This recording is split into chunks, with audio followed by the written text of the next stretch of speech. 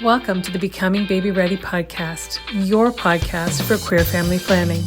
My name is Sam, and throughout this podcast, you'll hear me have conversations with professionals who work alongside people who want to start and grow their families, as well as parents of intentionally created families. Everyone I speak to identifies as being part of the 2S LGBTQIA+ community. This is your opportunity to learn answers to questions you didn't even know you had.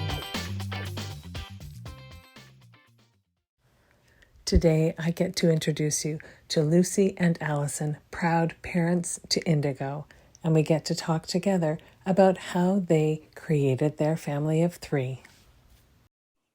Welcome, everyone. I am so excited this afternoon to have the opportunity to be speaking with Lucie and Alyson. Welcome to your family. Why don't you tell us about the members of your family? Yeah, we're so happy to be here and be a part of this. So I am Lucie. And we have little Indigo here with us, who is our son. He's 11 months old. Hi, you excited? And I'm Alyson, the other parent. Yeah, and we are Indigo's moms. We've been together for almost 6 years. Yeah, and that's us. Beautiful. Of the various methods of creating a family that are available to 2S LGBTQIA+ individuals, are you comfortable telling us what methods you chose to grow your family? Yeah, so we opted for IVF, actually. Okay. We initially were hoping to do reciprocal IVF. It's something that we had sort of researched and found very intriguing, and began some of the steps for that. And it turned out that wasn't going to work for us. Right.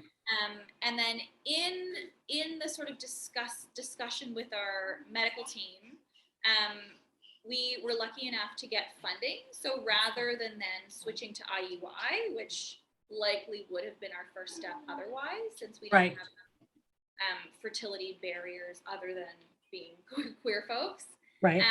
We were lucky enough to get this funding, so we decided to stick with the IVF track. And I just did it for myself. So it was my eggs, and I carried and birthed Indigo. Excellent. Wow. And are you comfortable explaining to the people who are watching, because one big question that comes up for families that are created with same-sex parents is that if you're trying to have a family, you're going to need someone from the opposite sex to offer something, whether it's two males needing an egg, or whether it's two females needing an egg or a sperm, or whatever it is. Are you comfortable explaining whether you used a known donor and unknown donor? And if you are comfortable, then maybe tell us why, because there's some really big reasons behind why people choose the decision that they do for their family. Yeah, really big reasons. I think we definitely talked about using a known donor.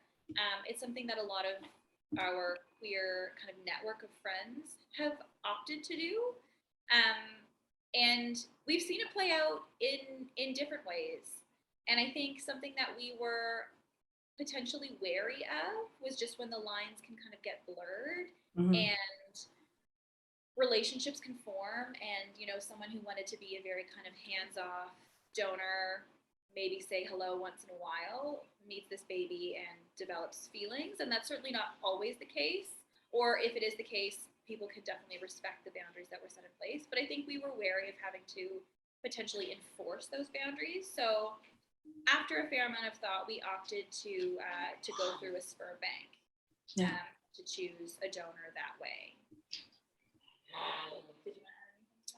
Yeah, no, I've seen both successes with known donors and some complications with known donors, and it felt like the financial restriction of going through a sperm bank was less of an obstacle than potentially dealing with complicated and valid feelings. So, sure.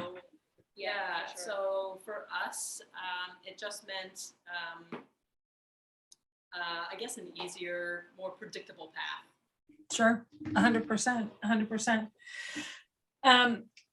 given that achieving parenthood, again, for 2S LGBTQIA plus individuals and families is not easy and it's never free. Are you comfortable sharing with us the kinds of costs that you incurred in order to be able to grow your family? Yeah, so we do actually have some friends who have been able to do it for free, which is amazing. Yes, and rare. Yes, Yeah. and rare for sure.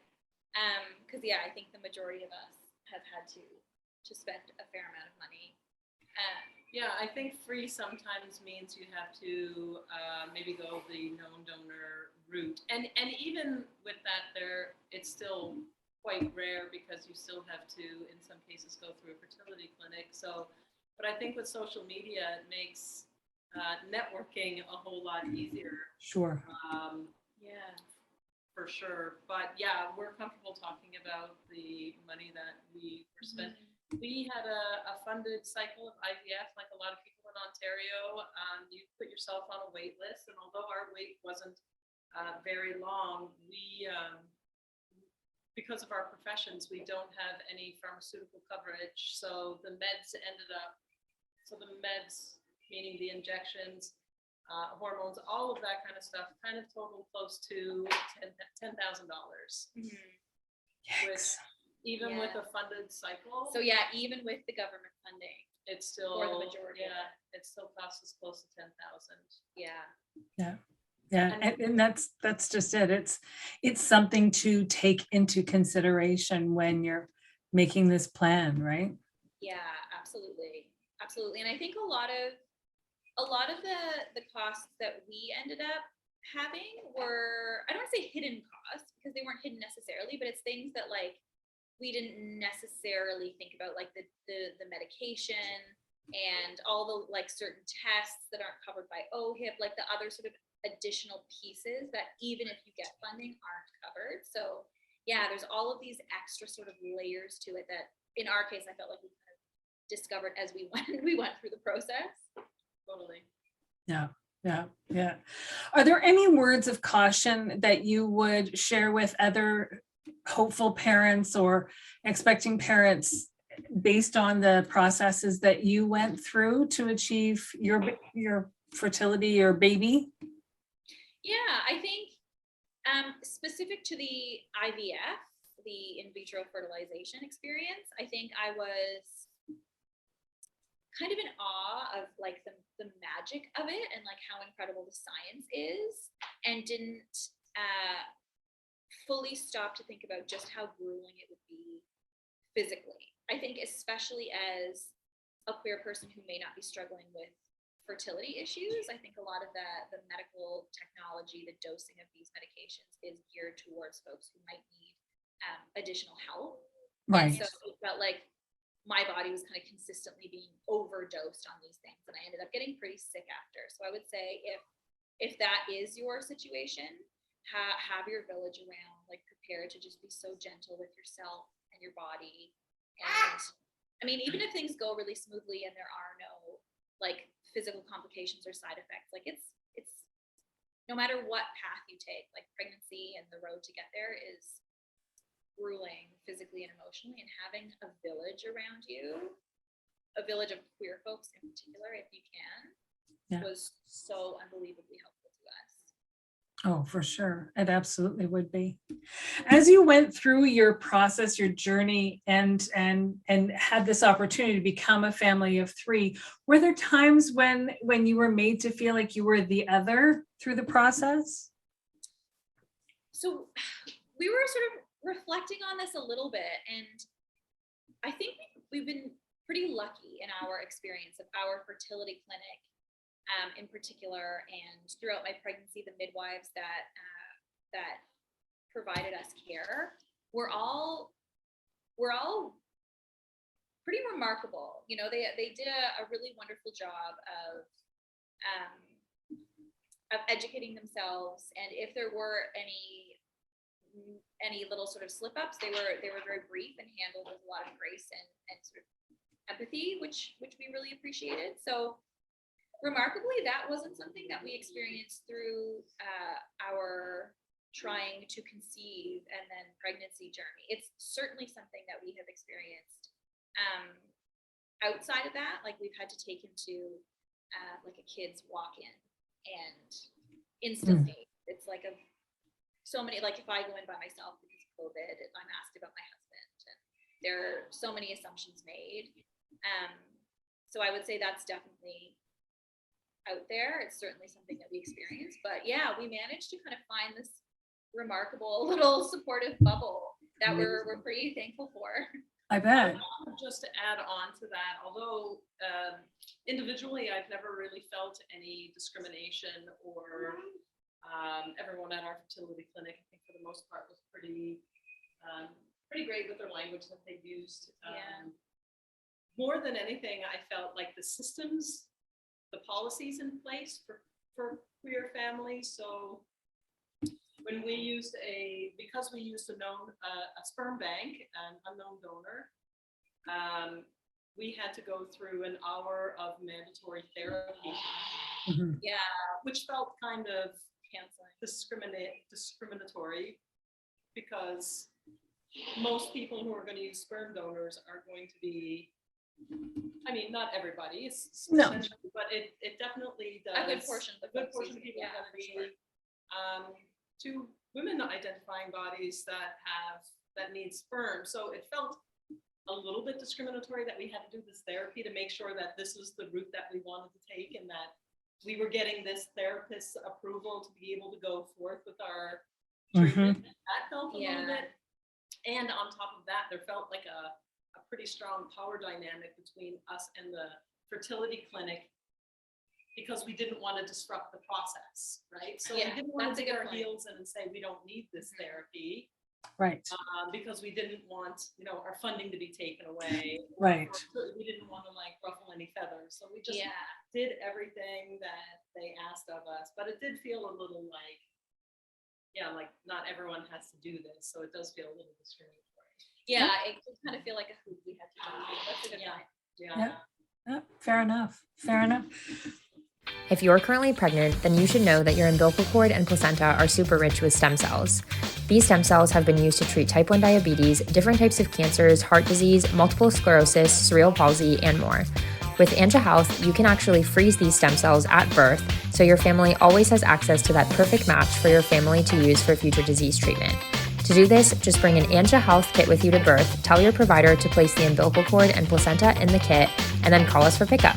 Get your kit today at anjahealth.com, and don't forget to use the code babyREADY for a surprise discount from babyREADY Live. Without bias, because you've agreed to be a part of this show, so you must see some merit in there being a show like this. If there had been a show like this available to you when you were going through the process of starting and creating your family, do you think that would have been beneficial to you? And if so, what kinds of speakers would you have hoped would be included in a show like this? Yeah, I think for myself, absolutely. I found myself relying quite heavily on social media just for other stories, other kind of folks' lived experience of what it's like. So finding YouTubers or Instagrammers who kind of shared their process was really helpful for me, on top of the friends of ours in our sort of queer community who had gone through this, because I just wanted to absorb as many experiences as possible to kind of get a sense of what this could be like. Right. So I think finding that, like finding stories of folks who've done this, who can shed some light on what this is like from a queer perspective, I think is so hugely beneficial. Both just purely for the knowledge of it, and because it provides so much like solidarity and community. I think that's huge. Yeah, I found there was a lot of mystery in the fertility process. It wasn't never really, next steps were never really laid out for you. So we'd go into the clinic and we'd always wonder like, what's going to happen today? Like what's going to happen? So I think it would be helpful to like, and on top of that, I also think that everyone's fertility treatment looks different. So maybe that's why they don't do that. Sure. But for me, it would have been helpful to know, because I'm that kind of a mind. I like to know what's happening, right? It alleviates some of the anxiety around Sure. if you know what's going to happen. So yeah, experts talking about fertility process, I think I would have really tuned into for sure. Yeah, so I think it's so beneficial in so many different ways. Thank you. Great. Well, and it's something that I'd never seen done before. So that's why I wanted to bring it out to the community and see what kinds of stories I could share. Right. And I appreciate you sharing yours. As we're wrapping up, tell us, what is your very favorite part of parenting? I think of all the questions, this is probably the hardest one. Just because it's so difficult to narrow it down. Yeah. Which sounds like such a cliche, but it's so true. And I think when I would sort of daydream about like finally being a mom, having our baby, there were these specific moments that I think about, like when our baby was old enough to like reach for us, or to start saying mama or mom, and those moments do absolutely stand out in my mind. But there's simple moments, like sometimes I'll just look at him while he's sleeping or while he's eating, and like everything kind of becomes magical. Mm-hmm. Like it really gives you this new perspective on even the kind of mundane moments. And yeah, I think it's everything, really. Yeah, it's kind of a collective feeling.